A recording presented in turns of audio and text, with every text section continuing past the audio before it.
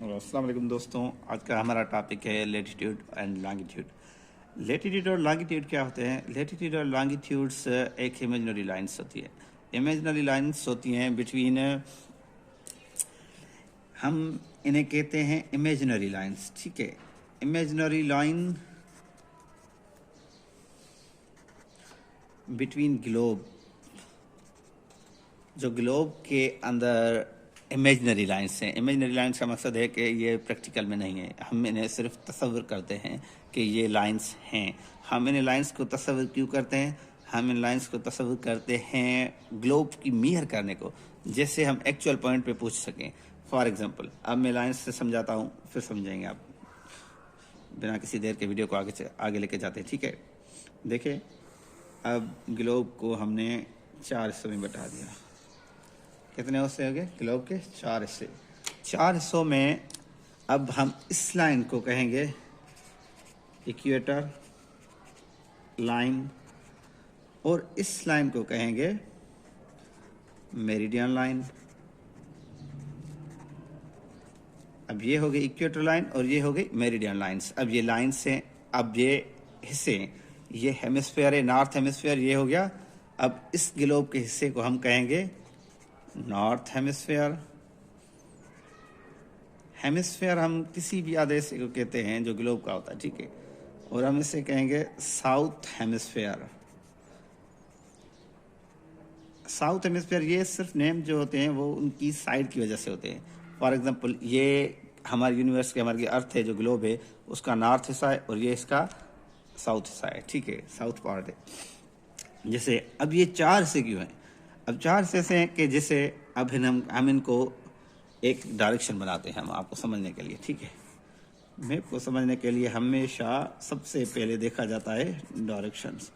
ये हमारा वेस्ट हो गया, ये हमारा ईस्ट हो गया, ये हमारा नॉर्थ हो गया और ये हमारा साउथ हो गया। अब हम इस डायरेक्शंस को, सबसे पहले जो भी मैप होता है उसको, उसकी की उसका मैप होती है और की उसकी डायरेक्शंस होती है। सबसे पहले हमें डायरेक्शंस को देखना होता है। अब हमने डायरेक्शंस देखे, नॉर्थ ईस्ट वेस्ट साउथ। ठीक है, अब नॉर्थ और साउथ तो हो गए, ईस्ट वेस्ट कैसे होंगे?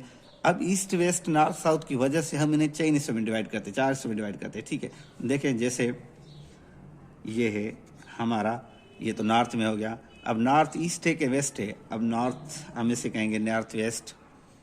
ठीक है, ये हो गया नॉर्थ वेस्ट, ये हो गया नॉर्थ ईस्ट, ये हो गया साउथ वेस्ट और ये हो गया साउथ ईस्ट। अब ये 4 हिस्सों में ग्लोब हमारा डिवाइड हो गया। ठीक है, अब पाकिस्तान, इंडिया या दूसरी कंट्री, बांग्लादेश वगैरह साउथ एशिया किस में आ जाते हैं? नॉर्थ ईस्ट में आ जाते हैं ना, नॉर्थ ईस्ट कंट्रीज। ठीक है, नॉर्थ ईस्ट का मकसद है नॉर्थ की साइड भी हो जाए, ईस्ट में भी हो जाए। ठीक है, उसके बाद अब आते हैं हमारे अपने टॉपिक पे कि लेटीट्यूड और लॉन्गिट्यूड लाइंस कहाँ हैं। अब ये तो हो गया हिस्सा हो गया। लेटीट्यूड और लॉन्गिट्यूड को समझने के लिए हमें सबसे पहले इसकी ज़रूरत थी। ठीक है, अब समझना है। अब जो लाइंस बनाते हैं हम एक्चुअल पॉइंट्स पे, एक्चुअल पोजीशंस पे पूछने के लिए, अब इस तरह की लाइंस आपने मैप में देखी होगी ज़रूर कहीं ना कहीं, कि मैप में इस तरह की लाइंस होती हैं।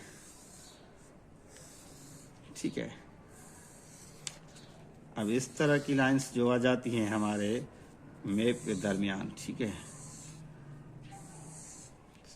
लाइंस में सीधी। ठीक है, इस तरह की जो लाइंस होती हैं हम उन्हें कहते हैं लेटीट्यूड लाइंस।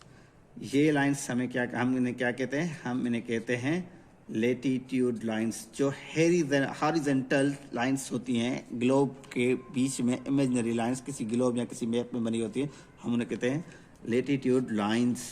ठीक है, उसके बाद आ जाता है हम ब्लैक पेन से बनाऊंगा जैसे आपको क्लियर नज़र आ जाए। ठीक है, अब ये लाइंस बनेगी, 30 डिग्री हो गया, देखो 60 डिग्री हो गया, 90 डिग्री हो गया, 60 डिग्री हो गया, ये 90 डिग्री से ऊपर हो गया। हम इसकी डिग्री की मेरे से करते हैं। ठीक है,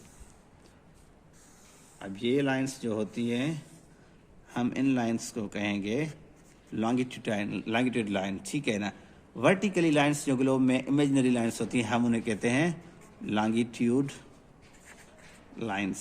ठीक है।